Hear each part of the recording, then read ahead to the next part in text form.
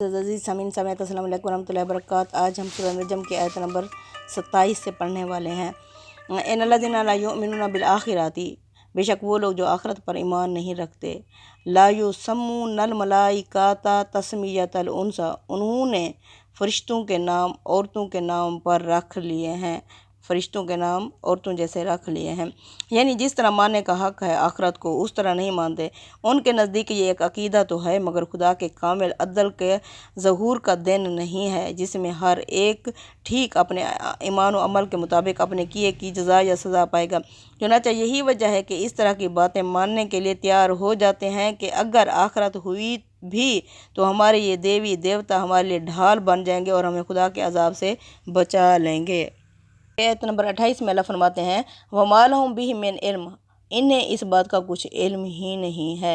इन यत्तबिऊना इल्ला ज़न्ना, ये सिर्फ नहीं पैरवी करते मगर सिर्फ गुमानों ही की पैरवी करते हैं।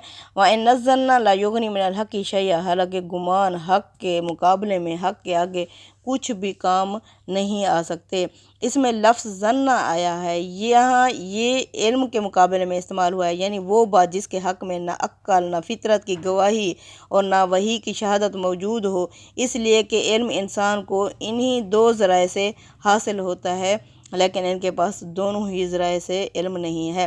फ़आरिज़ अम मन तवल्ला, मोहम्मद सल्लल्लाहु अलैहि वसल्लम आप मुँह फेर लें, इराज़ करें हर उस शख्स से मन तवल्ला जो मुँह फेरता है अन ज़िक्रना हमारे ज़िक्र से, वलम युरिद इलल हयात दुनिया, वो नहीं चाहता मगर सिर्फ वो दुनिया ही की ज़िंदगी चाहता है। ज़ालिका मबलगुहुम मिनल इल्म, ये उनके इल्म की इंतहा है, यानी उनका इल्म है ही इस दुनिया तक।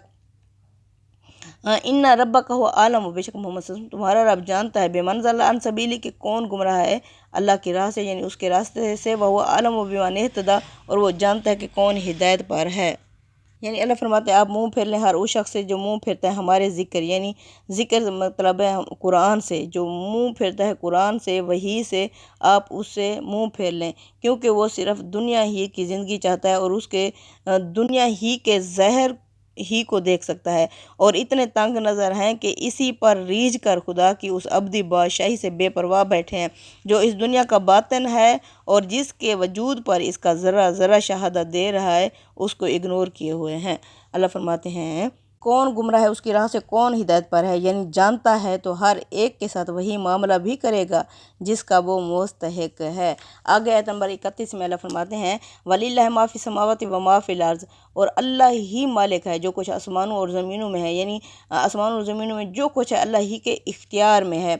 ऊपर की आयत में शिरक और शिफात की जो तरदीद फरमाई है ये उसका नतीजा सामने रख दिया। मतलब ये है कि जो लोग अपने मज़ऊमा शुरका और सफारशियों के एतबार पर गाफिल बैठे हैं वो महज़ फ़रेब नफ्स में मुब्तला हैं।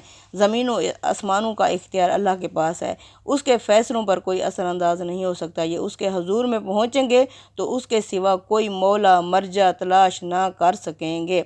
अल्लाह फरमाते हैं अल्लाह ही का है जो आसमान और ज़मीनों में है, किस लिए ले यजज़िल्लज़ीना असाऊ बिमा अमिलू, ताकि वो बदला दे उन लोगों को जिन्होंने बुरे अमल किए उनके अमलों का, व यजज़िल्लज़ीना अहसनु बिल हुस्ना, और ताकि वो बदला दे उन लोगों को जिन्होंने अच्छे काम किए उन्हें उनकी अच्छाई का बदला दे। यानी बुरों को सिर्फ बुराई का बदला मिलेगा, इसलिए कि इंसाफ का तकाजा यही है। मगर अल्लाह ताला साहिब जौदो करम है, वो नेक्योकारों को सिर्फ नेकियों का सिला नहीं देगा बल्कि अपने अफ़ज़ाल और इनायात से भी नवाजेगा। जज़ा के लिए अच्छी जज़ा के अल्फाज इसी हकीकत की वजाहत के लिए आए हैं। अल्लज़ीना वो लोग यजतानिबुना कबाइरल इस्म, जो इज्तनाब करते हैं बच्चे रहते हैं बड़े बड़े गुनाहों से, वल फ़वाहिशा और बेहयाई के कामों से, इल्लल्ला मामा सिर्फ छोटे छोटे गुनाहों के। इन्ना रब्बा का वासिउल मग़फ़िरा, बेशक मोहम्मद सल्लल्लाहु अलैहि वसल्लम तुम्हारा रब वसी मग़फ़रत वाला है। वह आलम व बेकुम, वो जानता है तुम्हें उस वक्त से इज़ अनशअकुम मिनल अर्ज़ि, जब उसने तुम्हें बराह रास्त ज़मीन से उठाया, व इज़ अंतुम अजिन्नतुन फ़ी बुतूनि उम्महातिकुम, उस वक्त जब तुम अपनी माँओं के पेटों में बिल्कुल जनीन थे बच्चे थे। फ़ला तुज़क्कू अनफुसकुम, पस तुम मत कहो अपने आप को पाक, हुवा आलमु बिमा नित्तक़ा, और वो जानता है कि कौन यानी परहेज़गार है। بدلہ دے اللہ اچھے لوگوں کو ان کی اچھائی کا بہترین یعنی اچھی جزا اس رویے کے صلے میں ملے گی کہ اس کے لیے کسی کی شفاعت، بزرگی، حسب نسب، برتری کام نہ آئے گی۔ حق تلفی سے، جان مال آبرو کے خلاف زیادتی سے اور بدکاریوں سے بچنا ہر حال میں ضروری ہے۔ یہ بڑے بڑے گناہ ہیں، جو لوگ ان سے بچتے ہیں وہ چھوٹے چھوٹے گناہوں کے ارتکاب سے بھی یعنی راضی نہیں ہوتے۔ تاہم چلتے چلتے ٹھوکر لگ جائے تو اللہ تعالیٰ انہیں توبہ اور اصلاح کی توفیق دے دیتا ہے اور وہ اس سے اپنے آپ کو پاک کر لیتے ہیں، اس لیے کہ اصل میں اللہ فرماتے ہیں اگر جو لوگ بچتے ہیں بڑے بڑے گناہوں سے اور بے حیائی کے کاموں سے الا اللمامہ سوائے چھوٹے چھوٹے گناہوں کے۔ اب کیا ہے چھوٹے گناہ؟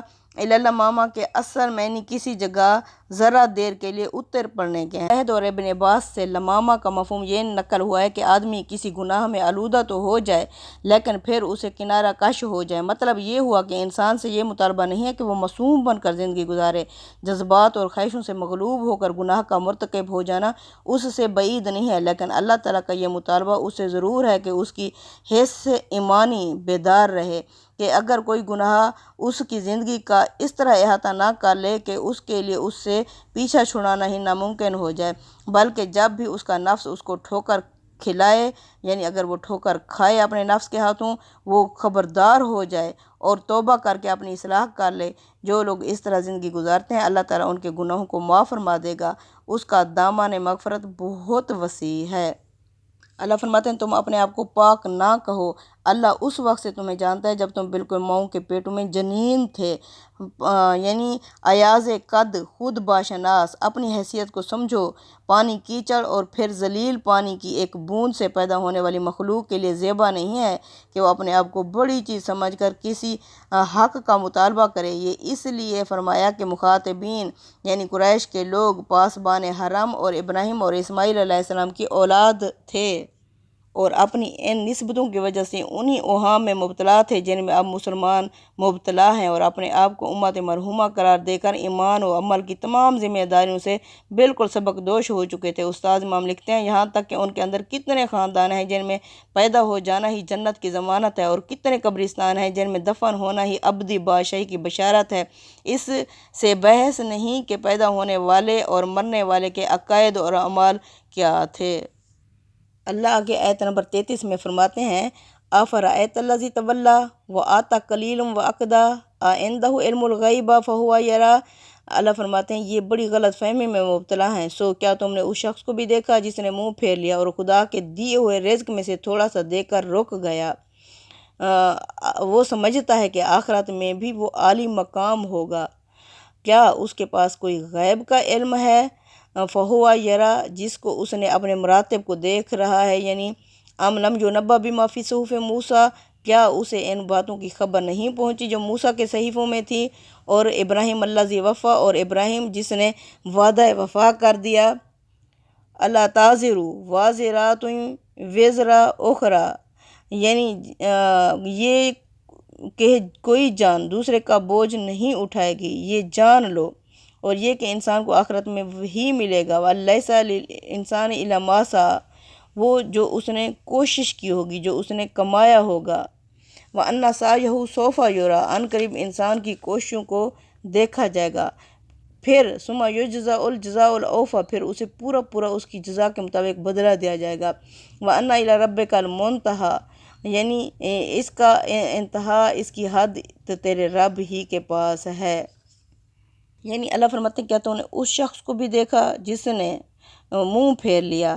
افرأیت الذی، یہاں تک کہ ان لوگوں کے کردار کی تمثیل ہے جو اونچے مراتب کے مدعی تھے، یعنی قریش کے لوگ، مگر خدا کے دیے ہوئے رزق میں سے اس کی راہ میں کچھ دینے کے لیے تیار نہیں تھے، اور اگر کبھی دیتے تو محض چھدہ اتارنے کے لیے دیتے، یعنی کوئی اس کی اللہ کی محبت میں نہیں دیتے تھے، صرف اپنے اوپر چھدہ اتارنے کے لیے دیتے۔ اس کی مثال ایسے ہے جیسے زمین کھودنے نکلے تھے لیکن آگے کوئی مضبوط چٹان آ گئی جس کا توڑنا ناممکن ہو گیا، یعنی اس نے تھوڑا سا دیا اور رک گیا، تو یہ ہے اس کی مثال۔ یعنی اللہ فرماتے ہیں خبردار ہو جو کوئی بوجھ اٹھانے والا کسی دوسرے کا بوجھ نہیں اٹھائے گا۔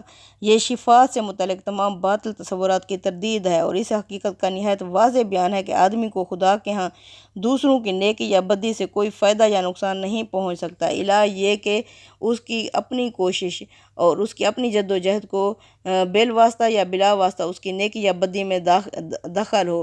چنانچہ ہر شخص کو خبردار رہنا چاہیے کہ خدا کے حضور میں کوئی کسی کے کام نہ آئے گا، ہر ایک کو اپنا بوجھ خود اٹھانا ہوگا اور جس کو جو کچھ ملے گا اپنی ہی محنت کے صلے میں ہی ملے گا۔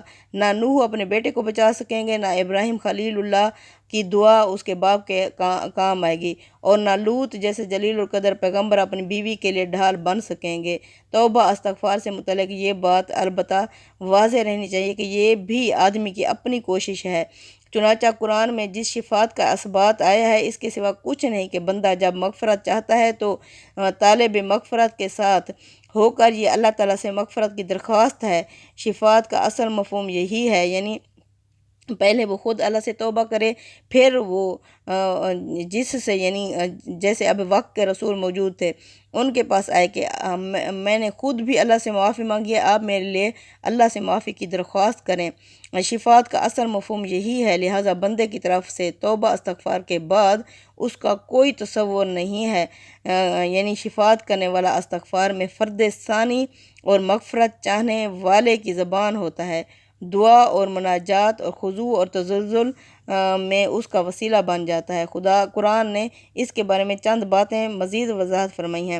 ایک یہ کہ شفاعت کا اختیار صرف اللہ تعالیٰ کو ہے، اس کی اجازت کے بغیر کوئی شخص بھی شفاعت نہیں کر سکتا، یہاں تک کہ اس کے مقرب فرشتے بھی اپنی طرف سے آگے بڑھ کر کوئی بات نہیں کہہ سکتے، اس لیے پہلے خدا کو راضی کرنا ضروری ہے، تاہم شفاعت کی اذن یعنی اجازت ملے تو وہ قبول بھی ہو جائے۔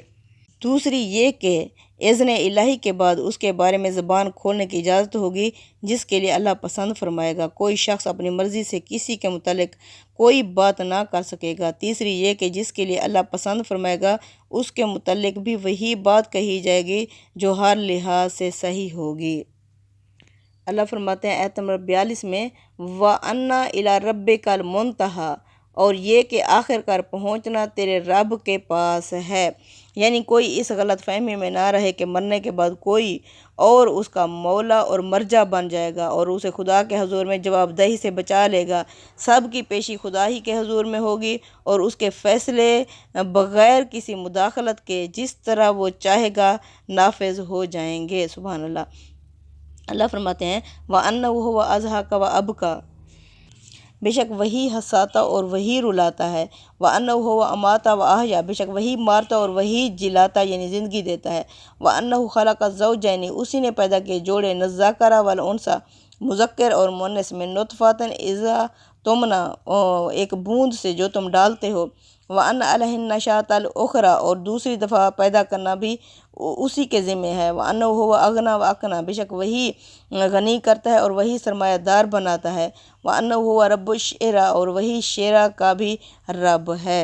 شعراء ایک ستارے کا نام ہے جو موسم بہار میں طلوع ہوتا ہے، اہل عرب اس کو بہت مبارک سمجھتے تھے اور بہار کی تمام شادابیاں اسی سے منسوب کرتے تھے۔ مدعا یہ ہے کہ جب غم اور خوشی، موت اور زندگی، خلق اور تدبیر اور فقر و غنا، یہاں تک کہ مرنے کے بعد دوبارہ اٹھنا سب اللہ کے ہاتھ میں ہے، تو کوئی دوسرا کس حق کی بنا پر مولا اور مرجع بنے گا؟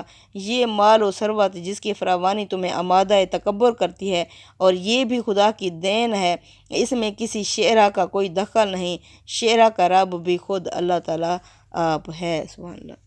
آگے آیت نمبر 50 میں اللہ فرماتے ہیں وَأَنَّهُ أَهْلَكَ عَادٍ الْأُولَىٰ، بے شک اسی نے ہلاک کر دیا پہلے عاد والوں کو، وَثَمُودَ فَمَا أَبْقَىٰ، اس کے بعد قوم سمود کو بھی باقی نہ چھوڑا، وَقَوْمَ نُوحٍ مِّن قَبْلُ، اس سے پہلے قوم نوح، إِنَّهُمْ كَانُوا هُمْ أَظْلَمَ وَأَطْغَىٰ، بے شک یہ سب ظالم اور سرکش لوگ تھے، وَالْمُؤْتَفِكَةَ أَهْوَىٰ، اور الٹی ہوئی بستیوں والے بھی تباہ ہوئے، فَغَشَّاهَا مَا غَشَّىٰ، انہیں ڈھانپ لیا جس چیز نے ڈھانپنا تھا، فَبِأَيِّ آلَاءِ رَبِّكَ تَتَمَارَىٰ، بس تم اپنے رب کی کن کن شانوں یا کرشموں کے بارے میں جھگڑتے رہو گے۔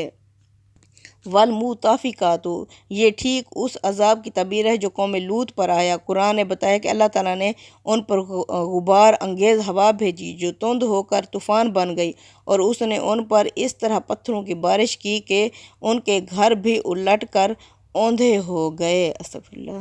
نمبر 56 میں اللہ فرماتے ہیں ھذا نذیر من النذور الاولیٰ، یعنی یہ قرآن ایک ڈراوا ہے، ایک خبردار کرنے والا ہے پہلے خبردار کرنے والوں کی طرح۔ یعنی سورہ کی ابتدا اسی کے ذکر سے ہوئی، اس لیے یعنی کہ اب اس کے لیے اللہ تعالیٰ بتا رہے ہیں کہ یہ قرآن بھی خبردار کرنے والا ہے، ڈرانے والا ہے، آخرت سے آگاہ کرنے والا ہے پہلے خبردار یا ڈراؤں یا کتابوں کی طرح۔ آزفات الآزفہ، قریب آنے والی، قریب آ پہنچی ہے، اشارہ ہے اس عذاب کی طرف جو رسولوں کی تکذیب کے نتیجے میں ان کی قوموں پر لازماً آتا ہے۔ لیس لہ من دون اللہ کاشفہ، اس کو کوئی بھی اللہ کے سوا نہیں ہٹا سکے گا۔ افمن ھذا الحدیث تعجبون، کیا تم لوگ اس قرآن پر تعجب کرتے ہو؟ وتضحکون ولا تبکون، اور یہ کہ تم ہنستے ہو اور روتے نہیں ہو۔ وانتم صامدون، اور یہ کہ تم غفلت میں پڑے ہوئے ہو۔ فاسجدوا للہ وعبدوا، سب سجدہ کرو اللہ کو اور اس کی بندگی اختیار کرو۔ یعنی وقت کا رسول جب تمہیں آگاہ کرتا ہے تو تم ہنستے ہوئے، پھبتیاں کستے ہوئے آگے نکل پڑتے ہو۔ اللہ فرماتے ہیں یہ تمہارے لیے رونے کا مقام ہے، ہنسنے کا نہیں۔ اصل بات یہ ہے کہ تم اس قرآن سے غافل ہو۔ اگر تمہیں سمجھ آ گئی ہے تو سجدہ کرو اور اللہ کی بندگی اختیار کرو۔ صدق اللہ العظیم۔ تقبل منا انک انت السمیع العلیم وتب علینا انک انت التواب الرحیم۔ آمین یا رب العالمین۔